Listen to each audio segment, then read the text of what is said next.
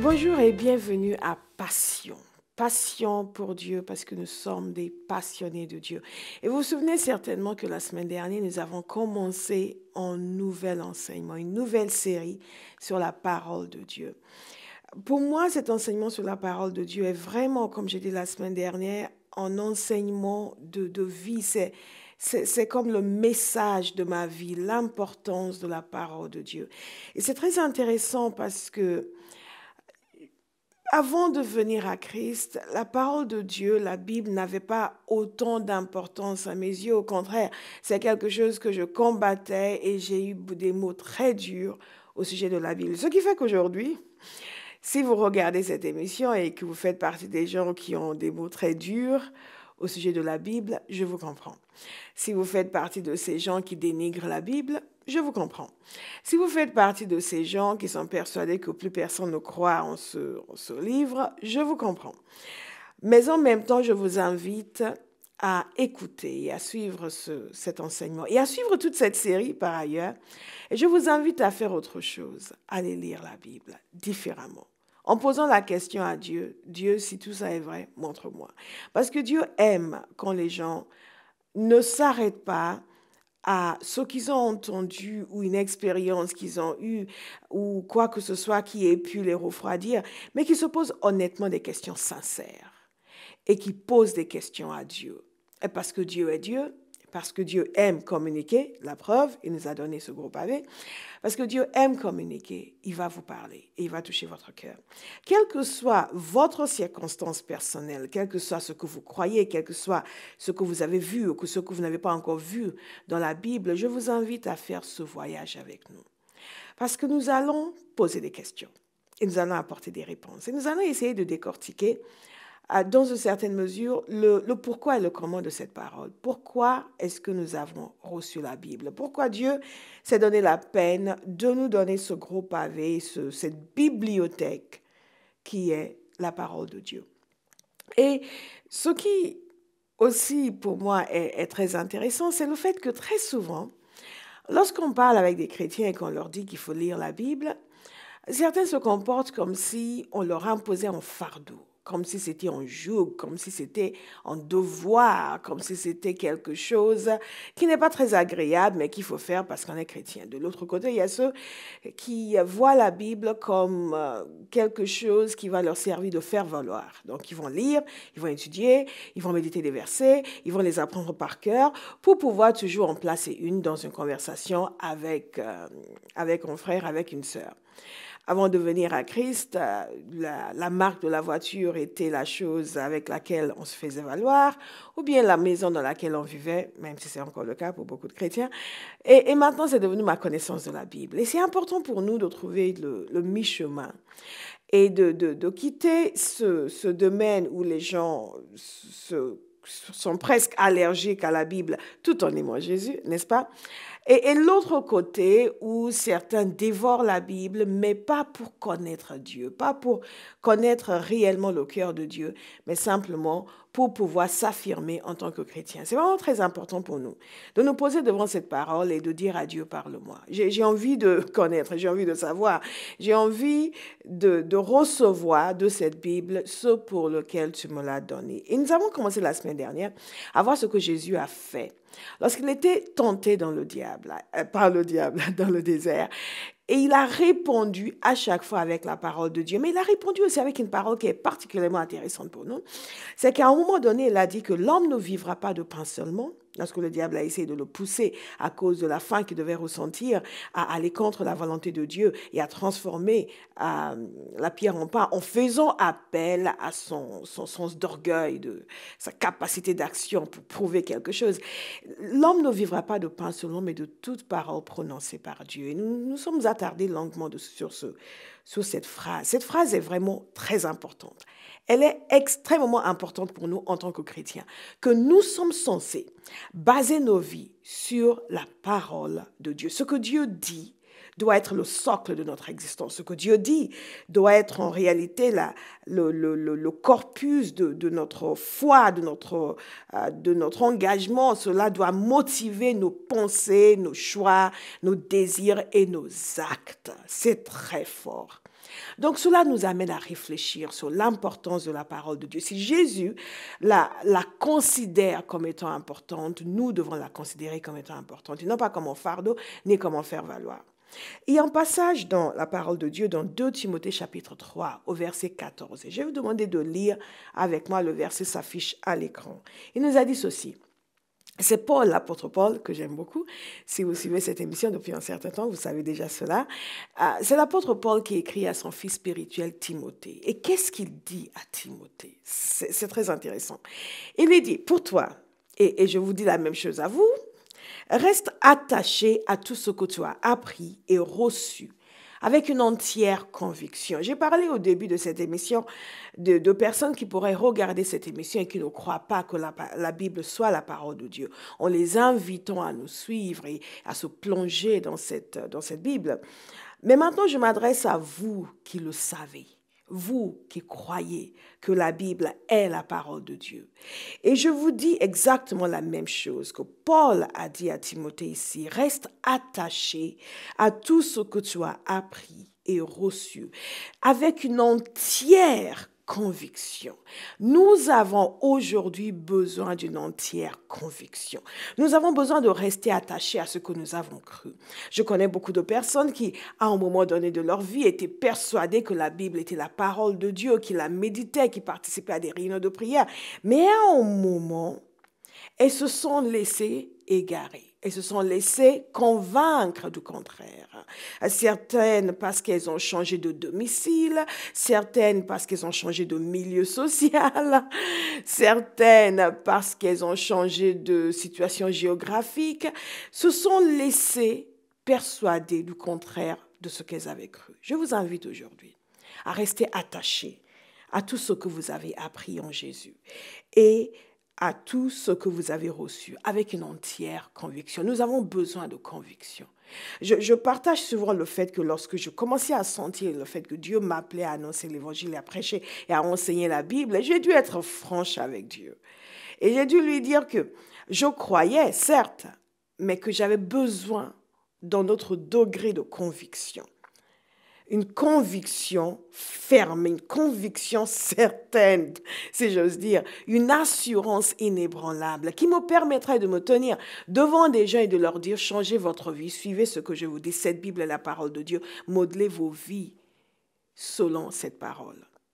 Devant des milliers de personnes, devant des millions de personnes. Cette émission aujourd'hui va dans 158 pays et des gens regardent et j'ai l'assurance de vous dire de modeler vos vies selon la parole de Dieu. Suivez l'enseignement de Jésus. Vous ne pouvez pas vous tromper en suivant cette parole de Dieu.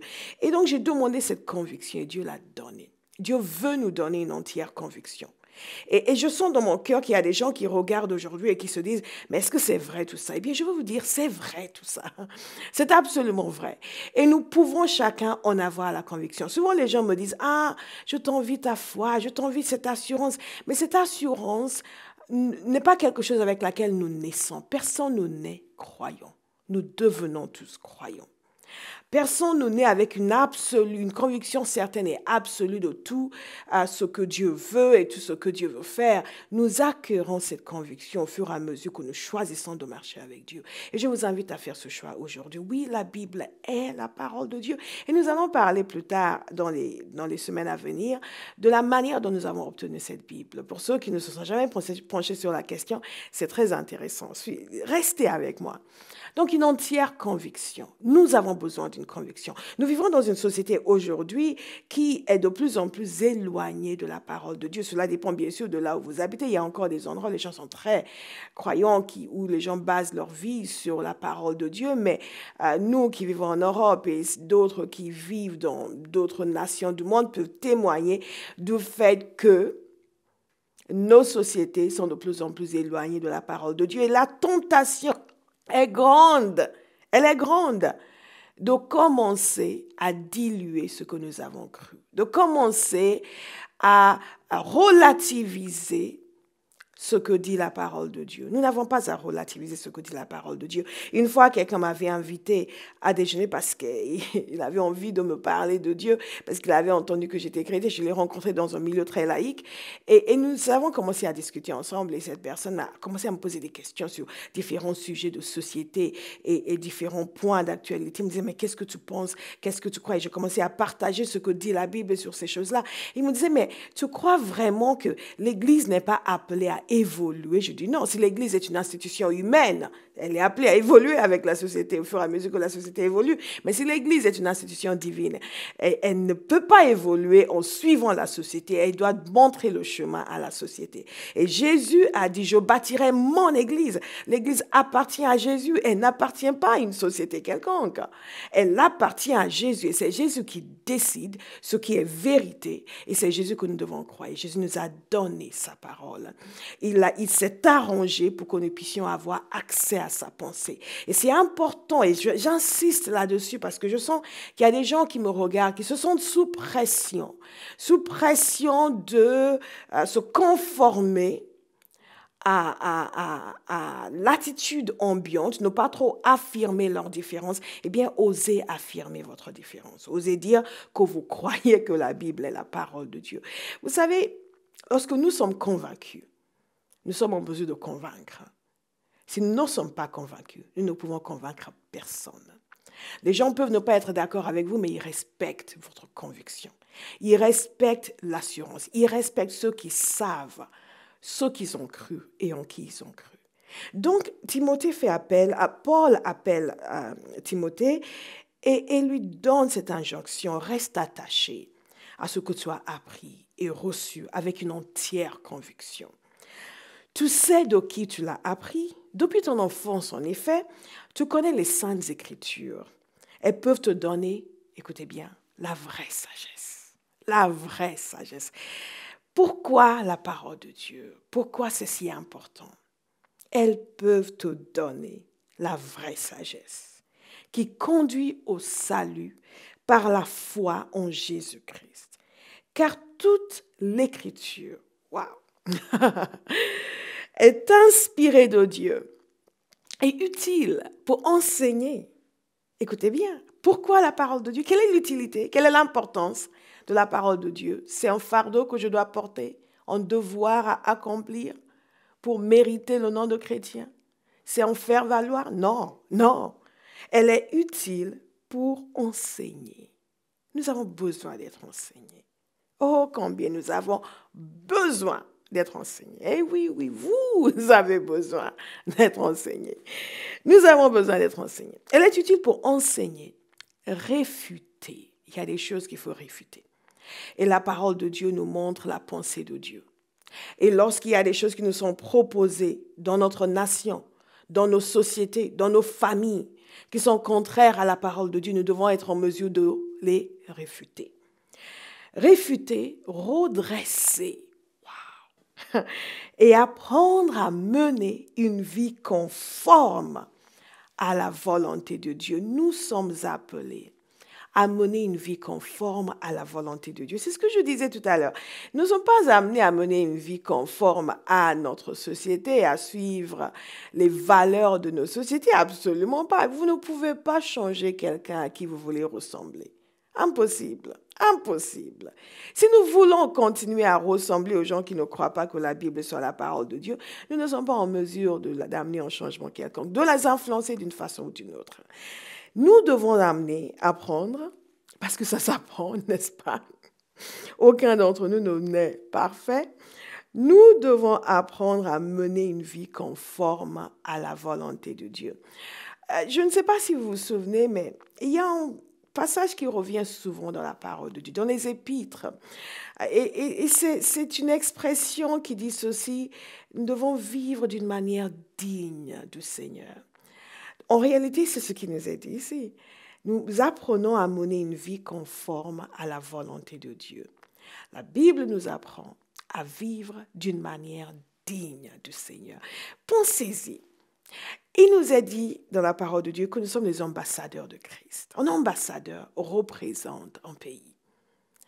Et cet ambassadeur est appelé à se tenir, à se comporter, à agir de telle sorte à amener l'honneur à la nation qu'il représente. Nous sommes des représentants du royaume de Dieu sur la terre. Et la Bible nous apprend comment vivre, comment mener une vie conforme à la volonté de Dieu. Pourquoi? Parce qu'elle nous révèle la volonté de Dieu. Il nous a dit ceci au verset 17, « Ainsi, l'homme de Dieu se trouve parfaitement préparé et équipé pour accomplir toute œuvre bonne. » Il y a quelque chose qui revient constamment dans ce court passage que nous venons de lire, et c'est la nécessité pour nous d'être enseignés, d'apprendre des choses. Lorsque nous venons à Jésus, nous avons tout à apprendre. Nous avons accumulé beaucoup de fausses idées, beaucoup de fausses pensées, beaucoup d'opinions contraires aux opinions de Dieu, ou plutôt à la vérité de Dieu. Et nous devons les désapprendre et apprendre la façon de faire de Dieu. Et la parole de Dieu sert à cela. Et pour que nous puissions apprendre, et il y a d'abord le fait, bien entendu, comme il nous a dit ici, que c'est la source de la vraie sagesse qui conduit au salut par la foi en Jésus-Christ. C'est la parole de Dieu qui nous révèle Jésus, qui nous apprend que nous avons besoin d'être sauvés, qui nous apprend que Dieu a fait le moyen, a pourvu le moyen pour nous d'être sauvés en Jésus. Donc le salut nous vient à travers la parole de Dieu. C'est la prédication de la parole de Dieu qui amène les gens à se convertir et à venir à Jésus. Personnellement, c'est en lisant la Bible que je me suis convertie. Je n'écoutais personne. Je n'étais d'accord avec personne. J'étais têtue, j'étais rebelle, j'étais antagoniste vis-à-vis de tous ceux qui venaient me parler de Jésus et j'étais extrêmement dédaigneuse. Mais au bout d'un moment, Dieu continuait tellement à me secouer à l'intérieur que j'avais besoin de savoir. Et j'ai pris le Nouveau Testament et j'ai commencé à lire en disant à Dieu, montre-moi, sans beaucoup de révérence d'ailleurs, comme je dis toujours. Et il s'est révélé. Et donc je comprends ce passage qui parle de cette sagesse, la vraie sagesse. Parce que vous savez, avant de venir à Jésus, nous sommes très sages à nos propres yeux, n'est-ce pas? Nous savons tout, nous discourons sur tout, nous avons une opinion sur tout, nous savons tout sur ce Dieu qui n'est pas Dieu et ce Jésus qui n'est qu'un figment de notre imagination. Enfin, vous n'avez peut-être pas dit des choses si horribles, mais moi si. Et quand nous commençons à lire la Bible, et je m'adresse à quelqu'un aujourd'hui qui ne connaît pas Jésus et qui tient ce genre de discours, lisez la Bible, lisez le Nouveau Testament, commencez dans Matthieu, allez à la découverte de Jésus. Vous allez découvrir des choses qui vont vous étonner. Et donc, cette vraie sagesse qui amène à la connaissance de Dieu, qui amène au salut par la foi en Jésus-Christ. Mais il y a aussi un élément qui est très important ici, parce qu'il parle de vivre une vie qui est conforme à la volonté de Dieu. Et il y a cette dimension de compréhension, n'est-ce pas? Il y a un passage qui est très beau, je vous invite à le lire. Dans Éphésiens, lisez Éphésiens 1, 2, 3, enfin, lisez toute la lettre de l'apôtre Paul aux Éphésiens, c'est très court, vous allez la lire en 10-15 minutes maximum, fascinant. Mais il y a un passage où il prie. Il prie pour les Éphésiens, il prie pour eux, pour que Dieu illumine les yeux de leur cœur. Et c'est une façon de dire, je prie pour que vos yeux soient ouverts, que vous ayez de la compréhension, de l'entendement, que vous puissiez saisir et comprendre les choses de Dieu. Et en réalité, lorsque nous lisons la Bible, la première chose à laquelle nous sommes appelés à réfléchir, c'est sur la personne de Dieu. La première révélation que nous recevons dans la Bible est sur Dieu, ou la révélation la plus importante est celle de Dieu lui-même. Le seul moyen de connaître Dieu, et je le répète, le seul moyen de connaître Dieu réellement, c'est en lisant sa parole. Il se révèle, passage après passage. Vous ne pouvez pas avoir une idée juste de Dieu si vous ne lisez pas sa parole. Passage après passage, il est question de sa nature. C'est fondamental, et je vais vous dire pourquoi. C'est fondamental parce qu'il est inconcevable. La pensée humaine ne peut pas concevoir Dieu. Et nous avons besoin de lire ce qui est dit à son sujet dans sa parole et d'y réfléchir et de le méditer. Parce qu'à chaque fois, nous pensons avoir compris. Et quand nous commençons à lire de nouveau, nous nous rendons compte que nous n'avions pas compris. Et à chaque fois, nous découvrons des choses nouvelles. Pourquoi? Parce qu'il est très différent de nous. J'ai tellement envie que vous compreniez. Il est très différent de nous. Il est fondamentalement différent. Nous sommes faits en son image, mais après la chute, il y a eu une séparation. Et la pensée de l'homme s'est obscurcie de telle sorte que nous avons du mal à concevoir Dieu tel qu'il est. Et même en tant que chrétiens, depuis des années, nous avons du mal à le concevoir si nous ne nous plongeons pas dans sa parole avec beaucoup d'humilité. Beaucoup d'humilité. Avec l'aide du Saint-Esprit, nous ne pourrons pas vraiment saisir. Et la Bible nous révèle la nature de Dieu, sa personnalité, sa façon d'être. Et s'il y a un grand inconnu aujourd'hui dans notre monde, c'est Dieu. Les gens ont des idées farfelues, des idées étranges, des idées erronées, des idées bizarres. Il est culpabilisé, il est responsable de tous les maux parce que nous n'avons rien compris à son sujet. Et même nous qui disons que nous aimons Dieu, nous servons Dieu, dès qu'il y a quelque chose qui ne va pas dans notre vie, c'est « Seigneur, pourquoi ?» Comme si Dieu était ce vieux méchant qui prend plaisir à nous embêter. Et cela révèle une incompréhension fondamentale au sujet de la nature de Dieu. Je vous invite à commencer à lire la Bible en essayant de découvrir Dieu. Comment est-ce qu'il est? C'est évident que si Dieu est Dieu, nous ne pouvons pas, de nous-mêmes, avec l'imagination humaine, saisir toutes les dimensions, même une infime partie de sa personne. Et en lisant la Bible, nous voyons Dieu se révéler. Il y a un passage dans 2 Pierre que j'aime beaucoup et je vais vous le lire. Au chapitre 1, du verset 1 au verset 3. C'est l'apôtre Pierre qui écrit. Il commence en disant ceci: Simon Pierre, serviteur et apôtre de Jésus-Christ, à ceux qui ont reçu en partage une foi du même prix que la nôtre, vous et moi, par la justice de notre Dieu et du Sauveur Jésus-Christ, que la grâce et la paix vous soient multipliées. Écoutez, par la connaissance de Dieu et de Jésus notre Seigneur. La connaissance de Dieu.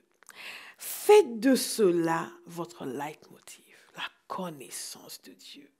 Faites de cela le sens de votre existence, la connaissance de Dieu. Et j'ai souvent évoqué dans cette émission le passage d'Exode 34, 6, où Moïse veut connaître Dieu et veut que Dieu se révèle. Et Dieu se révèle à Moïse et déclare ses attributs devant Moïse. Et les attributs de Dieu, l'éternel, miséricordieux et compatissant. Ouf! Lent à la colère, riche en bonté et en fidélité.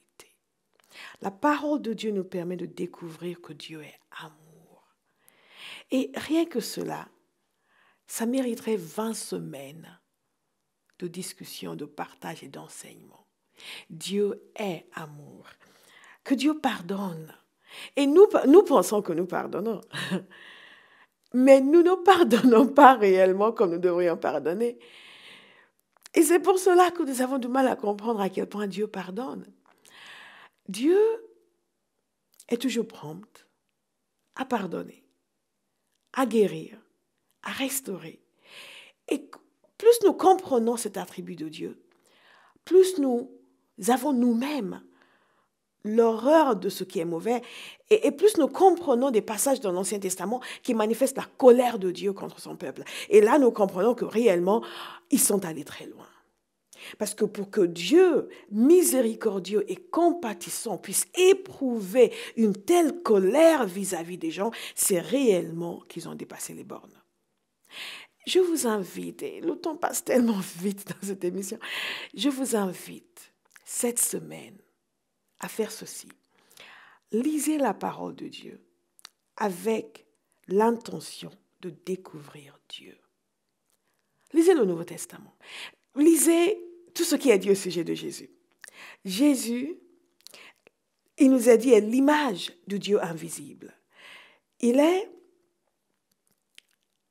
la manifestation visible du Dieu invisible.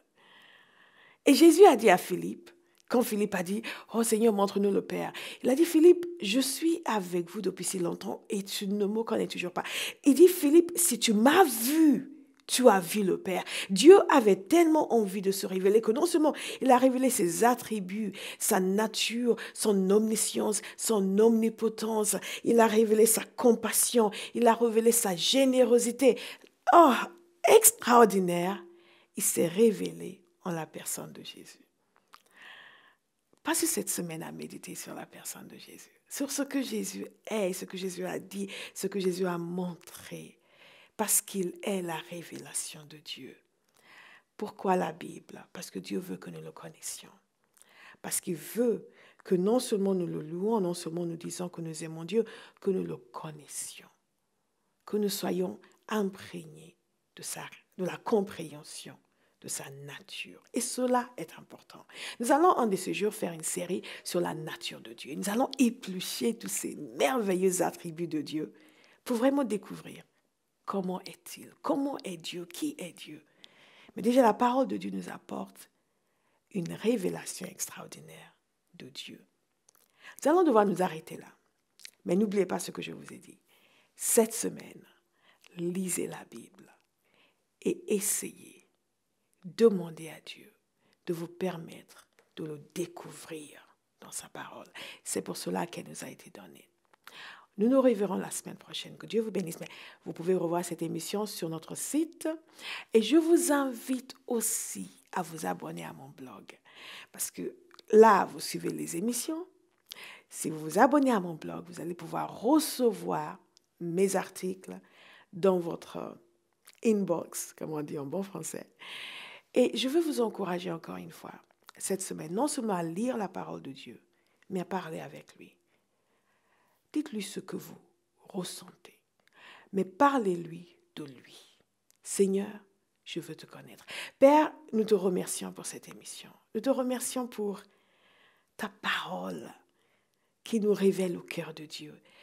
Et Père, nous avons envie de te connaître. Nous te demandons pour chaque homme et chaque femme qui regarde cette émission, nous te demandons la révélation de ta personne à travers ta parole. Merci Père, dans le nom puissant de Jésus. Amen. Et à la semaine prochaine. Que Dieu vous bénisse.